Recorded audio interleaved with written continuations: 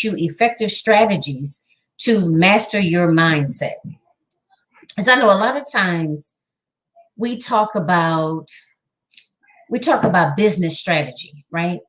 We talk about business strategy and we talk about mindset, business strategy and mindset. Now, of course, both of those things are extremely, extremely important, right? But you need both of those. You need a strategy for your mindset as well as a strategy for your business, right? And that mindset strategy is where I come in. So you need both of those in order to create, right? And maintain a successful coaching and or consulting business. Well, any business, but I'm focusing on coaches and consultants. Okay. So the idea is to be able to teach you how to create effective strategies in which to address, right, negative self-talk and those self-sabotaging behaviors that creep up from time to time, right? And we all know that they do. For some of us, it may be more frequent than others. For some of us, it may be more severe. You know, some of us have certain triggers, certain things that trigger our negative thought patterns, right? And they just go berserk, right? And because I'm pretty sure at one time or another, you've had a situation where you felt excited about something, maybe a particular idea, you shared it with someone and they kind of shot it down. And then before you know it, you were like all the way up here, you were excited about it, you were thrilled. And then it just oozes right on down, right? To the point where you're like, oh, maybe that wasn't a good idea. Oh, I don't know what I was thinking. Maybe I should just forget that, right? And the thing of it is, it can happen just like that if you're not aware of your thoughts, if you're not aware of your mindset. So again, it's not that it never happens or that it's never, ever going to happen again. But the idea is to be prepared, is to get a strategy in place. And that's what I help women to do, to get strategies in place in order to be able to address those situations, right, that trigger you and start your negative thoughts and self-sabotaging behaviors kind of started flowing, almost like a river. And sometimes the thoughts happen so fast. You know, there's 1,000,001 thoughts that cross our mind.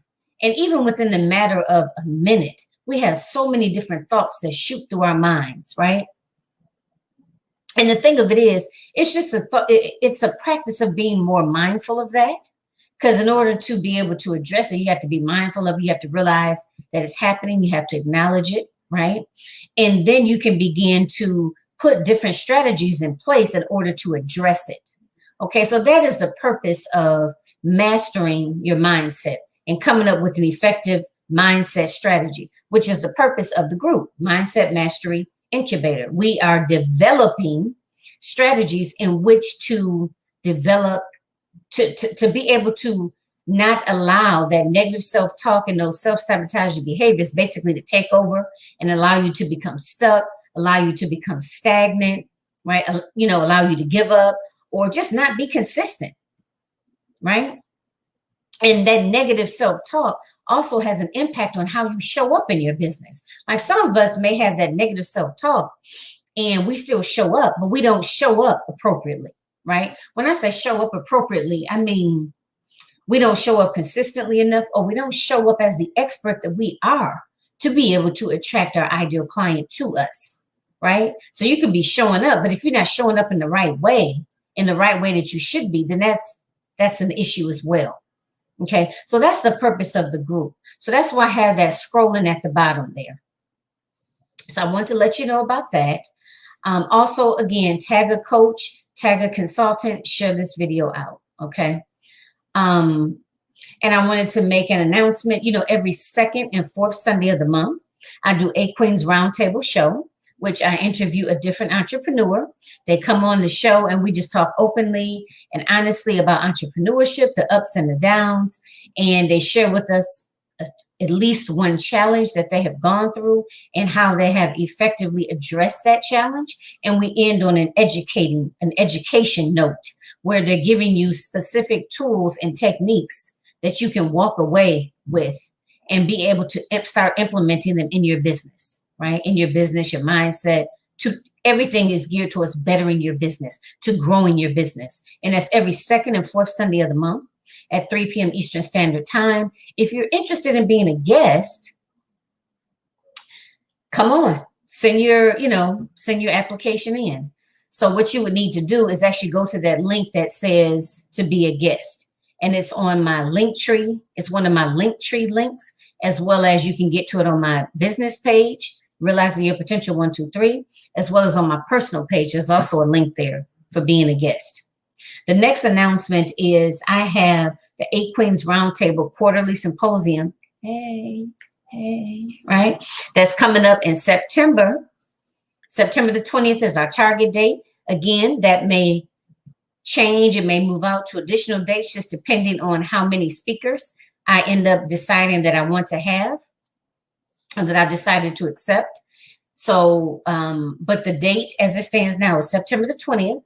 Again, if you were looking to network with other like-minded coaches and consultants, if you are looking to, expand your audience, to gain some leads, right? This is a good opportunity. You don't want to miss this. And last but not least, it's all virtual. So you don't have to get on a plane, go anywhere to speak. You don't have to stay anywhere in a hotel. It's all done virtually, right? So you just would, whenever you can, long as it's before the deadline date, of course, submit your video presentation and the other documents that go along with it, and you'll be good to go. So this is an excellent opportunity, okay? So don't miss out on that. If you are a speaker or like I said, you enjoy sharing your expertise. So now as far as this evening, the topic for tonight is effective strategies to address fear of failure.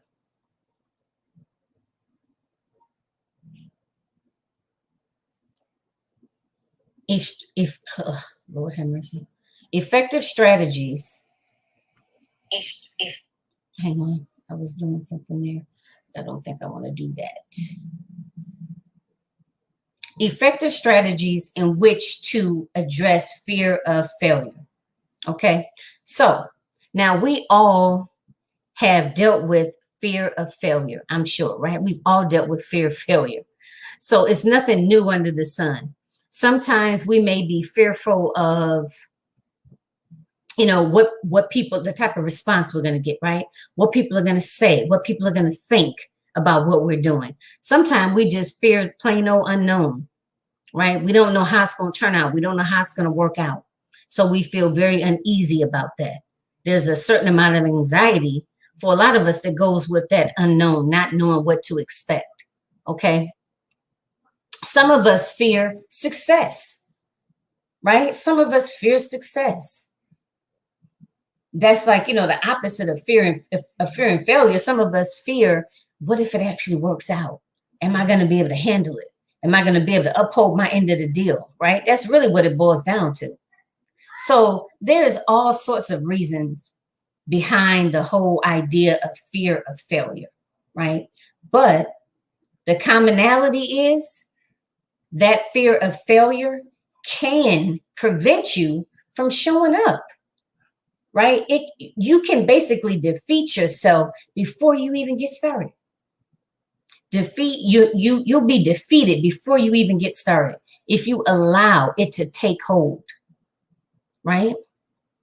So that's what I wanted to talk about today. Some effective strategies that you can use in order to address fear of failure.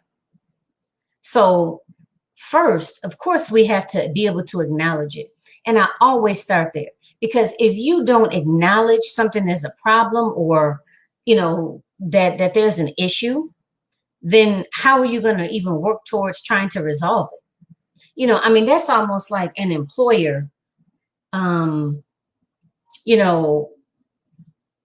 it's like an employer saying that, or an employee saying that, oh, there's a particular problem with this. I don't know. Let's just say with the way we fill out our timesheets, right? And we want to address it.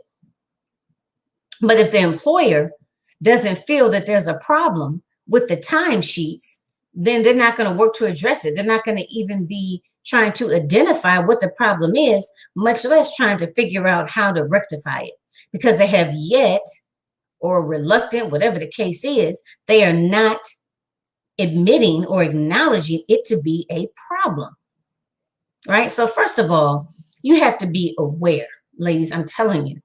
And a lot of this, I know you hear a lot of coaches talking about journaling, and I tend to talk about it as well. It is an excellent way to really figure out what's going on, right? And really like lay all your feelings out there. Okay. So the first step is to acknowledge, and I'll say journaling. Maybe that's not for everybody. Maybe some people meditate. I don't know. Maybe some people just kind of, maybe not necessarily meditate, right? But maybe sit to themselves and just kind of think about some things, maybe go over the, their thoughts or their happenings for the day or what they plan on doing tomorrow, and just kind of really assessing their feelings. Some people do that. And like I said, people do it in different ways. But the bottom line is you have to be aware of it. You have to be aware of this fear. Because if you're not, like I said, you can't address it. And sometimes some things that are really fear-based, that base emotion is fear, we don't see it as that. And that's another issue. And that's another piece of that, being able to identify it properly, is knowing, calling it for what it is, right? Like, for example, the first thing that comes to my mind is perfectionism. A lot of people say, I can't release this webinar because it's not, it's not perfect. There's still some finishing touches I have to add to it, right? Does any of that sound familiar? I don't care if it's a webinar, if it's a podcast, if it's a virtual summit, it's a book. I don't care what it is, right? What I'm talking about is that whole piece about you still working on it. You're still working on it. It's still cooking. It's still baking. It's not ready, right? Now, that whole piece about perfectionism and it not being ready and not wanting to release it, that could be fear. That could be the fear of, going back to what I said in the beginning, effective. Okay, I had to stop my Instagram video, y'all. Okay, so that could be fear, right? So check this out. So let's say we go back to thinking about the different things people fear. So in this situation of the whole being, being perfect, this product is not perfect, I can't release it yet, right? You fear, right, people's response to it. And I'm just rolling off just a whole host of things, because I'm a recovering perfectionist, okay? And, so trust and believe, I know what it's like to feel something has to be perfect. Okay, so you go through, well, what are people going to think about it? Is it going to seem like it's professional? Are people going to think it's professional? Are people going to what are people's perceptions going to be of this program that I'm going to release? Right? What are they going to think about it? Are they going to think like, oh, she don't know enough to be putting that program out?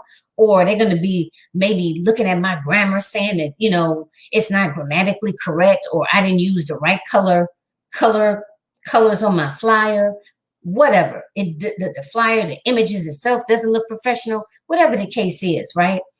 Behind that is that fear of what people are going to think about it. What are people going to have to say? What are people going to have to say about this product that I'm launching? What are they going to have to say about it? So that's that fear piece. So I mentioned that because, and perfectionism, like I said, because I suffered with that for a very long time, that's the first thing that came to my mind. That's why I said, be clear. When we're talking about being in that acknowledgement phase, acknowledging and accepting it to be an issue. I know a lot of times I don't like to use the word problem, but you have to accept it to be a situation that's not beneficial, that you need to change. It's a not beneficial situation that you need to change, right? And if you are putting it or labeling it as something else that's more acceptable, then what happens? You don't deal with it. You don't acknowledge it. You don't change it. Okay? So that's why I brought that up. So when we're looking at under that umbrella of acknowledging it for what it really is, You got to be honest with yourself. Like I said, and there's some other things I'm sure if I thought about it, I could probably come up with some other things, but perfectionism, that is like on the tip of my tongue. Because people often say, I just want a finished product, right? I just want everything to be right, which of course we all do. But there's a fine line between wanting to deliver a professional, polished product and you just continuously, oh, it's not ready. Oh, it's not ready. I can't put it out yet. I can't put it out yet, right? There's a difference between trying to do the best you can with what you have and what you know at that time versus, just stalling out. Oh, it's still not ready. Oh, it's still not ready. Oh, well, what about this? Or what about that? What if this? What if that? Right? So that's up to you to take a look at that and be honest with yourself about, am I really fearful that people are going to say, oh, she don't know what she's talking about? And this stuff comes easy for me because trust and believe I have been there. People, oh, she don't know what she's talking about. Who is she to put this program out? What she know about this? What's she going to teach me? I'm old enough to be her mother. Well, people don't really say that about me, but because, I'm old enough to be your mother, but I'm just saying, like, let's say if you're a younger entrepreneur, maybe in your mid to late 30s, I'm pretty sure a lot of people say that, oh, I can't learn that from her. She don't know what she's talking about. She ain't even been on this earth that long, right? So all of those different types of what's this person gonna say? Are they gonna validate me? Are they gonna think that I have something worthwhile saying? What are they gonna think about the way I put my product out? And I don't care if it's what they're gonna think about how much I priced it at, or the colors I used, or what my logo looks like, or how I looked when I showed up to do the webinar, whatever, right? So you have to ask yourself and be honest with yourself. Is what's really behind that perfectionism? Is it really masking? Is fear masking itself as perfectionism? Okay, so that's identifying. The second piece is once you identify it, roll it through. Now, do you know what I mean when I say roll it through? What I mean is think it all the way through. What's the worst case scenario here? I mean, really, what's the worst case scenario?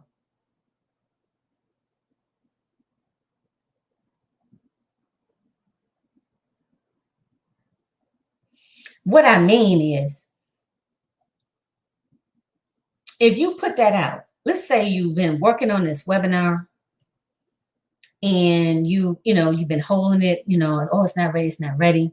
If you put that webinar out tomorrow, what is the worst case scenario? Like, what's the quote unquote, what you would fear most about it? And I say, run it. And when I say run it, I mean, run it all the way out. So you put it out. What is the worst? What is your biggest fear about it? Is it that you fear no one's going to sign up?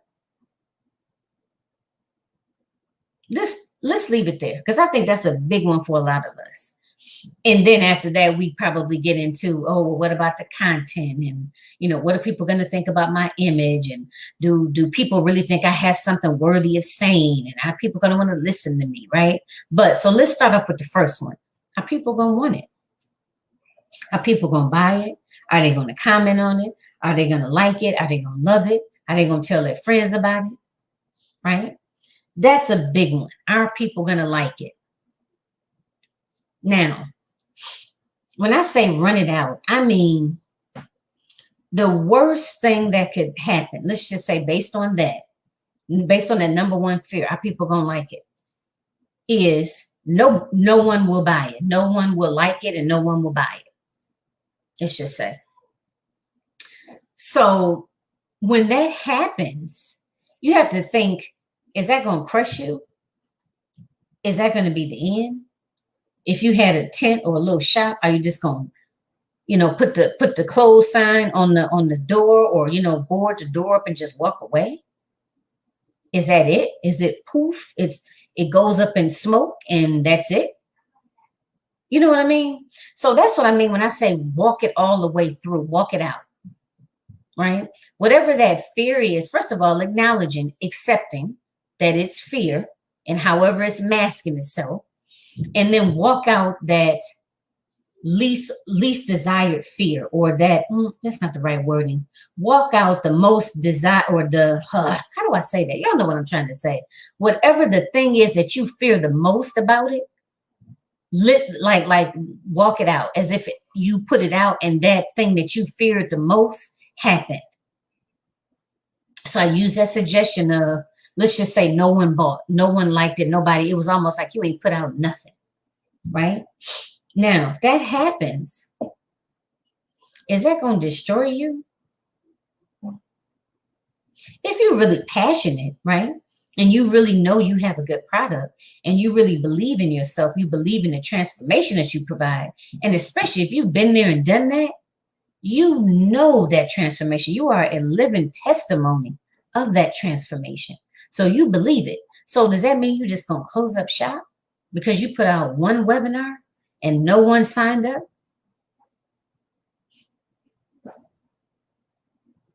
You know, so when you look at it like that, and this is just one of the strategies. If you look at it like that, you'll be like, no, you think to yourself, you say, well, yeah, I'll be surprised, or maybe I'll be hurt, or I don't know, whatever feelings you have.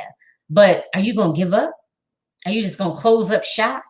Just, I don't know, just get off of Facebook and Instagram and LinkedIn. That's it. Boom, boom, boom. I'm done. I don't think so. 9 times out of 10, I think the answer is no. If the answer is yes, then you don't have a strong enough why. Then maybe you need to be doing something that you feel more aligned with, that you feel more purposeful with. Because something that you feel is your purpose, if you're walking in your purpose and you really believe you have a strong why or whys behind doing this, you're not going to close up shop that easy. So if they don't like it, nobody bites, okay. I'm still me. I still do provide this particular transformation, right? You know, it doesn't negate you or anything that you're doing or anything that you deliver. Okay, so that's the first thing, is to walk it out. What's the worst case scenario? And you know you'll come back from that. You'll get over it. Okay. Secondly, is look at it like it's an experiment. Okay. Anything you do as an entrepreneur, and I know I talk about this a lot in terms of going outside of your comfort zone, right? And what I mean about going outside of your comfort zone is that you're constantly trying new things. You know, you were constantly, let me try this program over here. You know, like maybe going through, like if you stream live all the time, I'm pretty sure you done try StreamYard, you done use Zoom, you've used Be Live, you know, some other ones, right? So as an entrepreneur, we're always trying different things. We're always trying different software to see if that works out best for us. We utilize different social media platforms to see where people engage more with our content, right? And that's just the tip of the iceberg. I'm just throwing that out there. Excuse me, I'm just throwing those things out there because that's what I thought of off the top of my head. But we're always trying something new. So look at it like an experiment, right? So you have to look at it and say to yourself, okay, no one responded. Is it because maybe I didn't put it out in front of my ideal audience or my ideal clients? Is it because maybe I need to work on my messaging? Is it that I didn't allow it enough time? Like maybe I put it out and I only had like 3 days to advertise. Is it because I was going to say something, just left me. We talked about, is it in front of your ideal client? The messaging, you know, like, is the wording right? Is this wording appropriate for your clients? Does the wording that you use, does that resonate with your clients? Now, of course, all of that goes into marketing. And of course, that's not my area of expertise, but I'm just throwing those suggestions out there because it could be a number of things, a number of reasons why people didn't sign up for that webinar. It could be a number of reasons why, you know. So when you do something, look at it as if it's an experiment. You have tried an experiment, right? And it did not produce the results that you wanted it to produce. So you have to go back to the drawing board and modify some things and change some things. And sometimes you may not know exactly what it was, but sometimes if you isolate, like maybe if you bring it back in, maybe don't change the wording, but you change the amount of time that you spend advertising it. And maybe you'll see a difference. Maybe if you advertise it in this area versus this area, you may see a difference, right? And then you can just say, okay, so you know what? It worked best when I advertised it, I don't know, early in the morning on LinkedIn, just throwing something out there, right? So it's like an experiment, and you're just going to observe what works and what doesn't. Like I said, sometimes in the very beginning, you may not have as much to work with, right? Because of the fact that people don't respond, you can't really get that feedback. But if you do get some people to respond, or even if you solicited other people to respond and say, hey, is this ad clear? Is it clearly written? Do you understand what you're going to get? Is it easy to read? Just asking different things, right? So that's an opportunity to learn and to grow. And that way you can kind of go back to your workshop, so to speak, and change it up and make some modifications and put it back out. Put it back out and keep doing it, keep changing, keep modifying until, because each time, hopefully, right? Each time you're going to get closer and closer to that desired result. And that way, okay, so like on a little checklist, okay, this worked, so we're going to keep that. This didn't work, we're not going to do that. This worked, we're going to do that, right? So it's not going to happen overnight. But if you go into it with that mindset of looking at it like an experiment and not just automatically, thinking that automatically, I don't know, 1,000 people, let's just say, are going to sign up for the webinar. Maybe they might, but you're going into it with that idea. Go into it with the idea that this is an experiment, and I'm going to, regardless, it's going to yield a result. It's going to yield a result. And from that result, you are going to be able to tweak it and modify it and make some changes, right, to be able to produce a better result, right? So, it's all kind of in trial and error. Now, of course, even when you work with your business strategists, they're going to give you different ideas. You might institute this idea first, and then you might try this one over here. Maybe you might do some visual advertising versus some, audio. I mean, visual as in, like flyers, graphics, and then maybe audio, like a live video, something like that. And just see maybe which resonates more with your audience, or maybe where your audience is, maybe on those different platforms, they receive the information differently. So it's all about actually looking, seeing what works and seeing what doesn't work. And of course, actually asking people what they want, what their expectations are, things along those lines. So when you think about that fear of failure, first thing I want you to do is to acknowledge it, like really see, really call it for what it is. Okay. And like I said, sometimes fear can mask itself as other things. But you got to be real with yourself. You have to be in tune with yourself, and you have to be honest with yourself.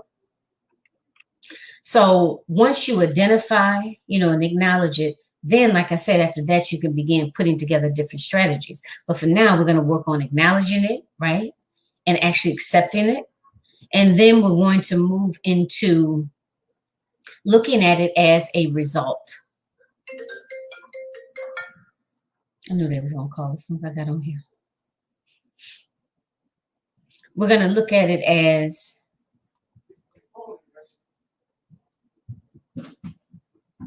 I'll come busting in here in a minute. Yep, there it is. Okay, there we go. So look at it, like I said, to acknowledge it, and then move from that to what's your, well, I'm sorry, but before we get to the result part, to acknowledge it. And then the other one was walk it out. When I said walk it out, I meant run it all the way.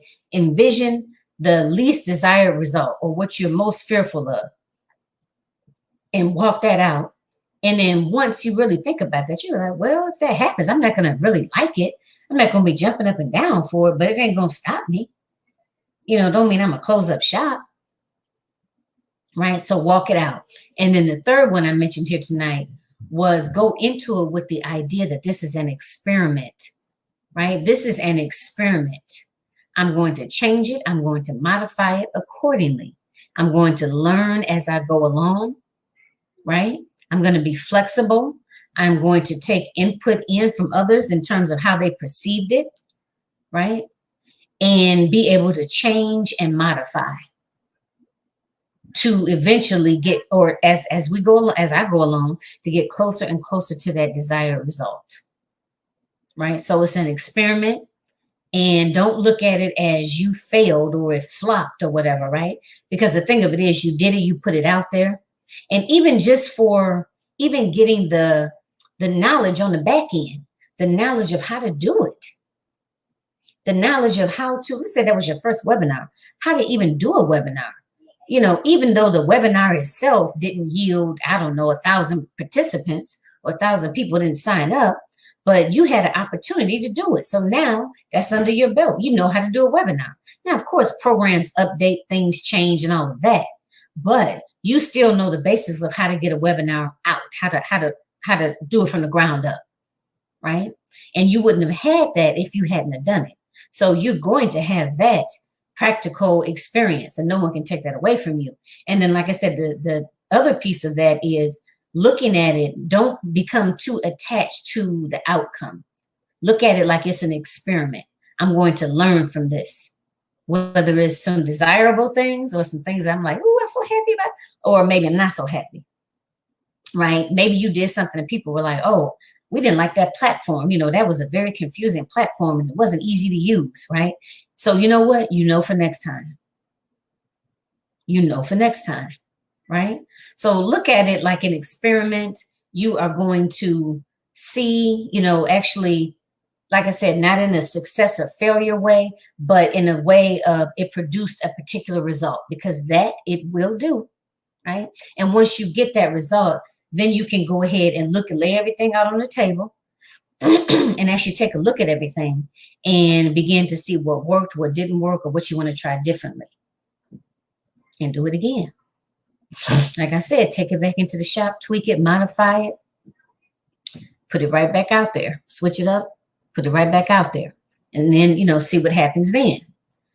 So those are some strategies that I wanted to mention to you in terms of how to effectively address fear of failure, so that it does not cause you to quit, cause you to become stagnant, cause you to become immobilized, and or cause you to not show up consistently or the way that you should, the way that you know that you should, in order to, because you got to show up.